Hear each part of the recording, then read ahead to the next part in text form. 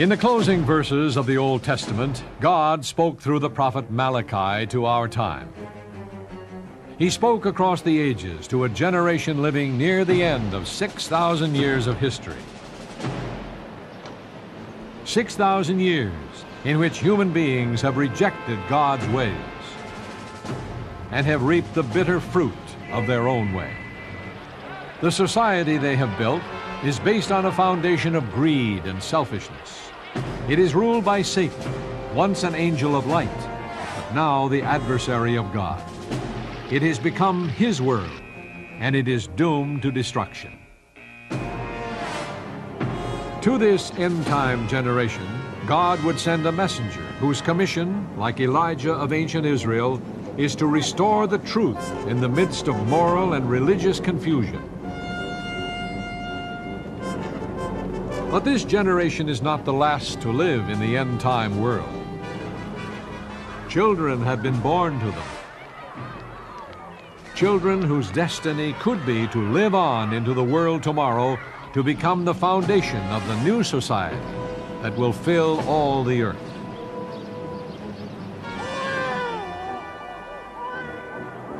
Against these children, Satan has waged a relentless and insidious war to destroy their potential and rob them of their destiny.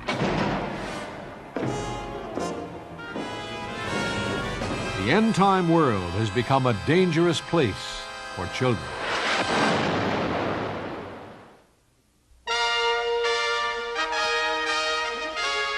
The World Tomorrow. The Worldwide Church of God presents Herbert W. Armstrong, internationally recognized ambassador for world peace, visiting prominent leaders around the globe, discussing the cause of world problems, and proclaiming the good news of the world tomorrow. Ladies and gentlemen, Herbert W. Armstrong. The Worldwide Church of God, which sponsors this program, has a worldwide program for the training of the youth of its members. Today on this program, I would like to show you some excerpts from a film on the summer camps held by this church in all parts of the world, and I think you'll find it an eye-opener.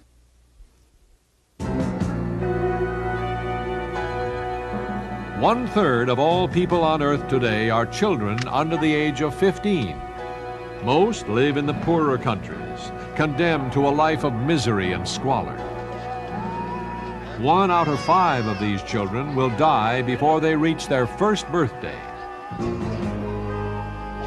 Those that survive may never get enough to eat, may never have clean, safe living conditions, will not receive even the minimum education or treatment for the diseases that will leave millions of them physically and mentally maimed for life. In this world that has made such awesome progress, millions of children and teenagers still are forced to live in inhuman conditions, without opportunity and without hope. And while the world spends $2 billion every week on war, every 2 seconds, a child dies of hunger.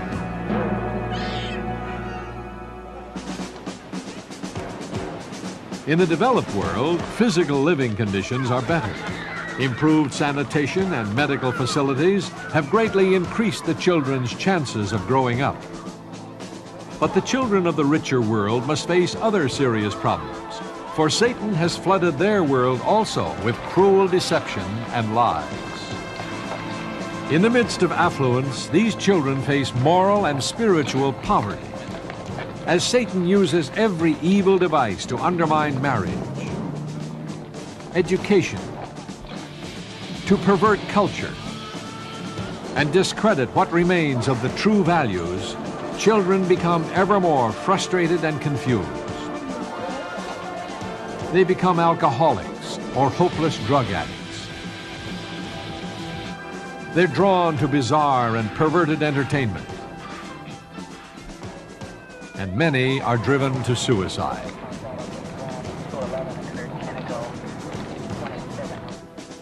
In despair and frustration, children and parents have begun to lose contact and turn away from each other. The family, the basic building block of civilization, has begun to crumble.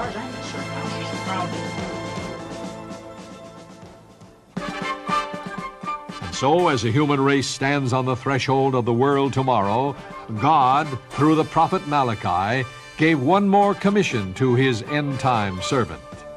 And he shall turn the heart of the fathers to the children, and the heart of the children to their fathers, lest I come and smite the earth with a curse. To help families meet the challenge, and to help bridge the gap that has opened up between parents and children, the Worldwide Church of God is developing a comprehensive youth educational program.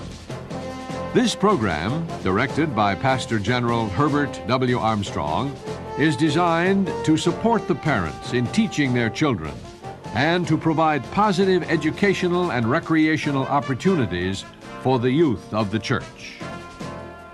Youth 84, soon to be in its 5th year of publication, is written to help teenagers deal with the problems and pressures unique to their generation.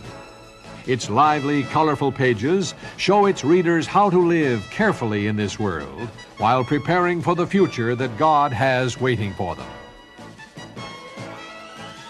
Through the youth educational services, the church has developed a multi-level correspondence course for children between the ages of 5 and 13. The YES course gives parents a helpful tool to teach their children the basic principles of God's plan so that they can start out their lives on the right foundation. The individual lessons of the YES course are written by senior ministers and experienced teachers. YOU, Youth Opportunities United, is the Worldwide Church of God's international program for teenagers. Through many varied activities, YOU gives older children educational, social, and recreational opportunities within the framework of the church.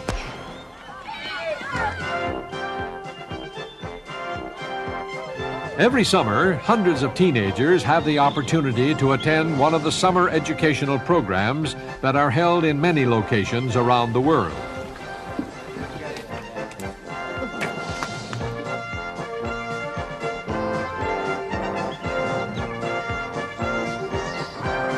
Young people from all backgrounds come together for 3 weeks of challenging activities and fun. But it is fun with a purpose.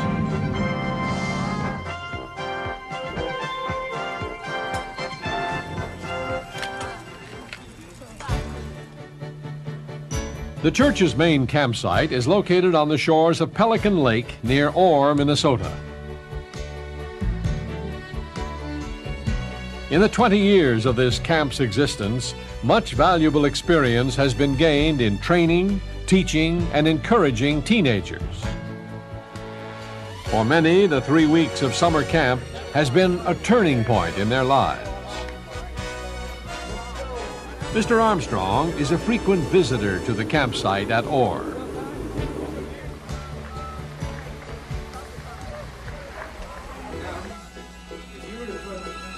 The summer camp is first and foremost a place of education, and Mr. Armstrong has long taught that education should be conducted in an atmosphere of quality. He makes a point of personally inspecting all new facilities.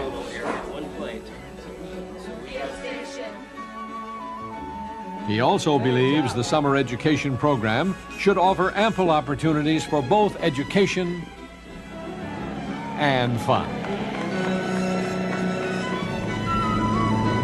The summer camp program allows teenagers to experience the thrill of ultra-modern sports.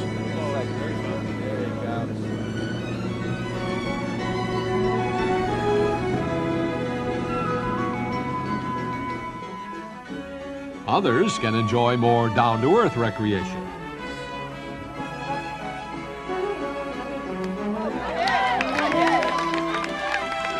Summer camp is fun, but behind the fun, there is a serious purpose. Yes, they come here and have fun. But the thing is, they get a new definition of fun. Some children have come to these camps that have been trying to get fun out of drugs, smoking marijuana, and then even worse things. They learn that that's no fun and that it's only harming and damaging them. But they learn things here and skills that really are fun and that are enjoyable.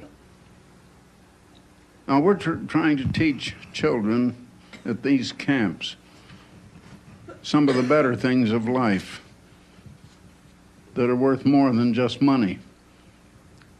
Doing, giving, helping. They learn character here. They learn discipline. This is, in 3 weeks, the transformation that is made in the lives of these children is unbelievable. Many of the campers at Big Sandy have attended camp at Orr in previous years. The facilities at Big Sandy give them the chance to have new experiences and to develop new skills as they respond to the direction and guidance of their instructors.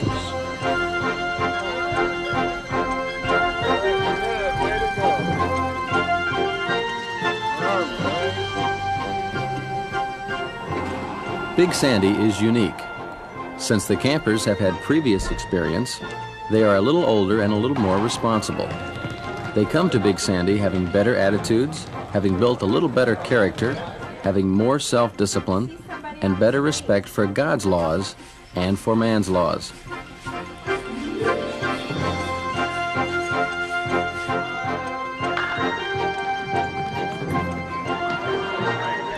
The facilities at Ambassador College in Big Sandy are being put to good use during the summer months, in that hundreds of young people are getting a chance and an opportunity to see the campus and to be instructed by the college faculty.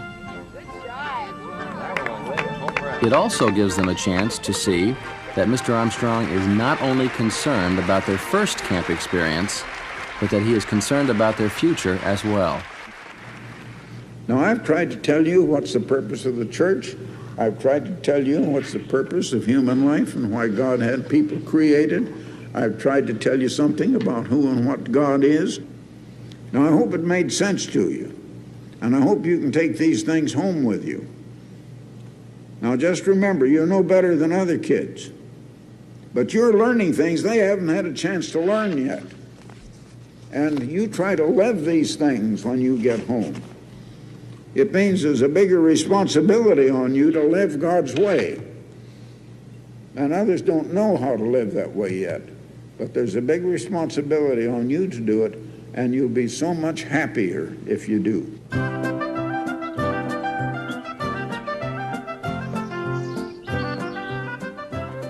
The summer education program for Britain is held on the banks of Loch Lomond in southwest Scotland. Campers from several nations enjoy a variety of exciting activities during the 3-week program. When I first went to SEP 16 years ago, for me it was the fulfillment of a lifelong dream, because I was given the opportunity to do many things I never thought I would be able to do. Things which in Britain were just not available or were simply too expensive for the average person. Today, that is still the case. It's a real thrill to see teenagers involved in exciting activities they've never experienced before and would not experience apart from SEP. But perhaps the greatest satisfaction to me is to hear from parents after SEP describing the positive effect camp has had on their teenagers. Many are enthused and inspired and filled with a sense of accomplishment and simply can't wait to come back the following year.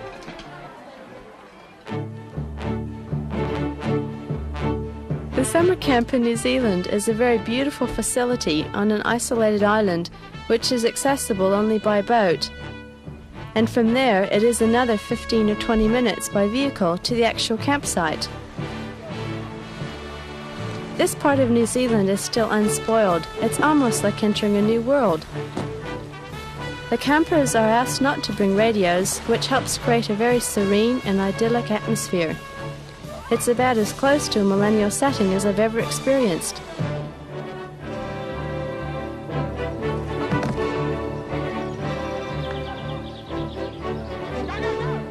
The churches in New Zealand are quite small and far apart, but at the SEP, the YOU members from all over the country can get together and also meet many other young people from all over our South Pacific region.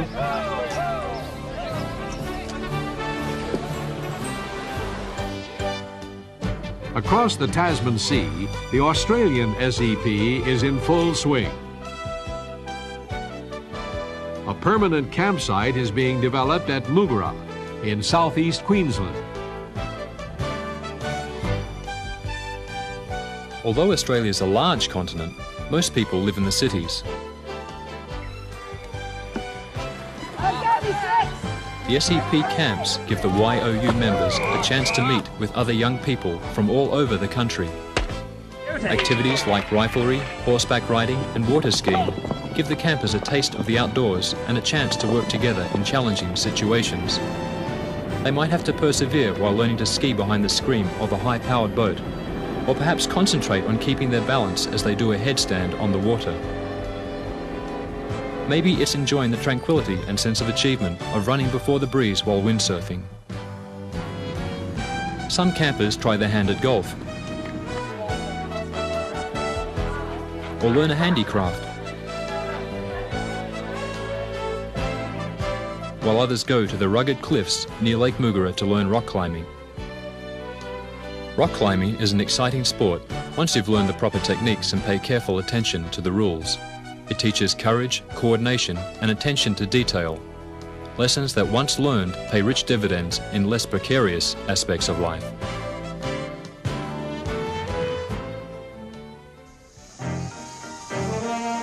While teenagers enjoy experiencing the new things, time is taken to teach the age-old principles, without which true success is not possible. An important part of summer education programs worldwide is the Bible education class. What is the 8th commandment? Okay, you shall not steal. Let's turn to Ephesians 4, verse 28. Ephesians chapter 4, verse 28. While we're turning there, let me ask you, when does a thief cease to be a thief? Okay, it's not just a matter of when he stops stealing. That's just a thief between jobs, more or less. A thief ceases to be a thief when he ceases thieving and then repents. It's not just a case of stopping the act. It's turning around and replacing it with something good, driving out the evil with something that is good. So from Ephesians 4:28 we find here that a thief ceases to be a thief when he becomes generous, when he begins to give, to practice the way of give rather than taking from other people. After carefully inspecting the new campsite, Mr. Armstrong talks to the campers and staff. Now, you've been tested on certain things here. Tightrope walking and some of the things you've done, and mountain climbing. Some things have tried your nerve, see if you've got the nerve to do it. And you'll be tried to see if you've got the nerve to stand up for what you learned here when you get home. You see about it, and just pray to God and ask Him to help you, and He will. Believe me, He will if you pray and ask Him.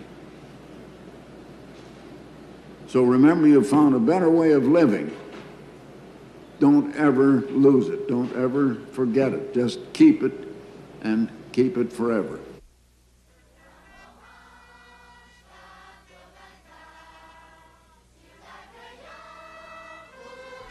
In the French province of Lorraine, near the little town of Morin, 80 children and teenagers from several European countries enjoy a summer education program, French style.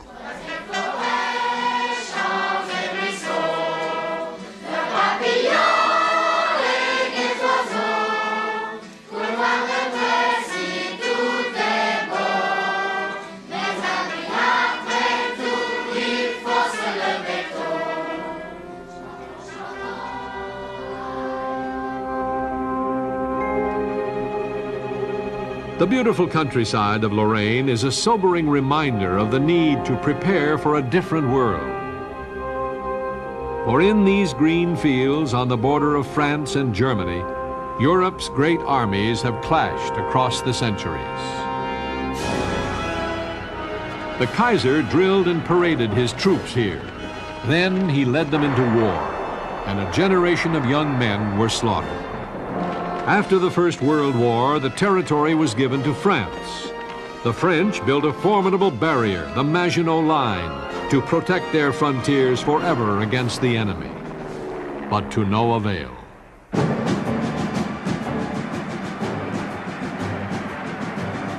Adolf Hitler promised his people 1,000 years of national greatness as he taught the children the arts of war and sent them to fight his battles.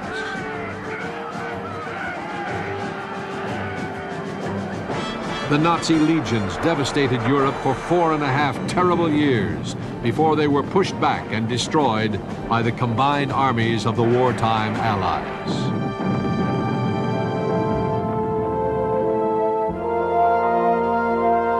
Only a few miles from the campsite at Morange is the war cemetery of Saint-Avold. Thousands of American soldiers are buried here. Most were young men, little more than teenagers, victims of a world that did not know the way of peace.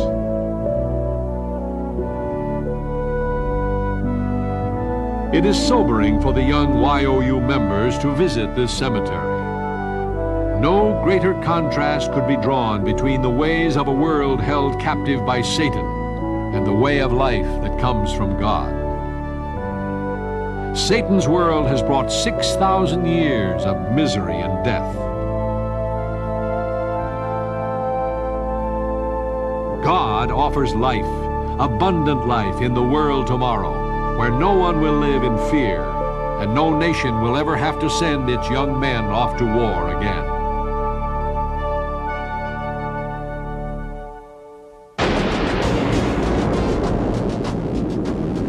One great conflict still lies ahead for the human race, a war in which terrible weapons will be used. So great will be this war, so devastating the power that will be unleashed, that unless God intervenes, no flesh would be saved alive. But God will intervene and bring the dazed survivors into the world tomorrow to begin a new way of life. What kind of a world will they inherit? Once lush farmlands will have become barren wastelands. Forests will be destroyed. Transportation links will be in ruins, and communication networks shattered.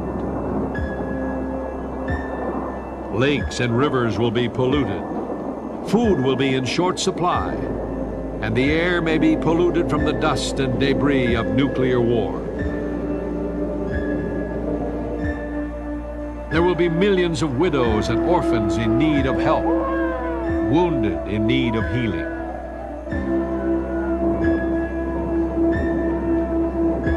This world's great cities will lie in ruins and their industries destroyed.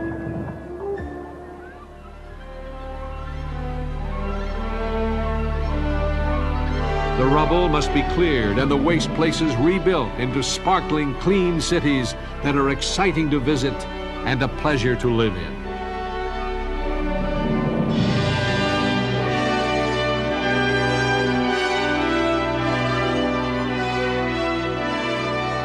And so a new society will fill the earth. It will at last be a world that is safe for children.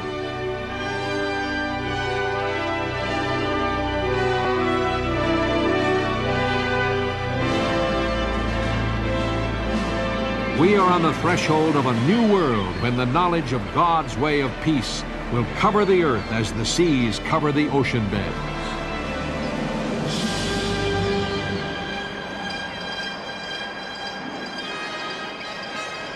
Parents and children that work together now will be the ones who are ready to teach in the world tomorrow.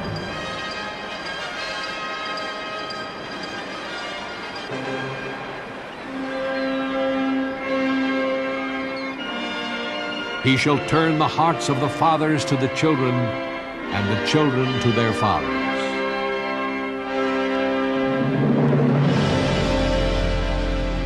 That is the challenge facing God's people today. The first families to inherit eternity.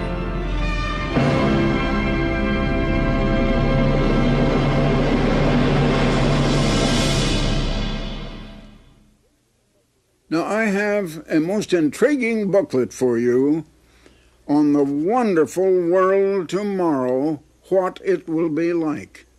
What is it going to be like in the world you're going to live into? The world tomorrow. It's coming very certainly and very soon. So I'd like to send you this booklet, The Wonderful World Tomorrow, what it will be like. There's no cost, no charge, no obligation, and no request for contributions or money. Now also, I would like to send for the youth who might be listening in, Youth 84. It's a wonderful magazine for teenagers. For those that are young and have been young and remain young, and it's one that thousands of young people are reading all around the world already. Now, I'll give you 1 year's free subscription, no subscription price. You just send me your request, Herbert W. Armstrong, Pasadena, California. That's all the address you need. Herbert W. Armstrong, Pasadena, California, 91123. Or just go to the telephone and call 800-423-4444. You dial 800-423-4444. So until next time, Herbert W. Armstrong, goodbye, friends. For the free literature offered on this program, write Herbert W. Armstrong, Pasadena, California, 91123. In Canada, Box 44, Vancouver, BC. Or in the continental United States, you may call this toll-free number, 1-800-423-4444. In Alaska and Hawaii only, call collect 1-818-304-6111. If the lines are busy, please try again in 10 to 15 minutes. The preceding program and all literature were produced and sponsored by the Worldwide Church of God.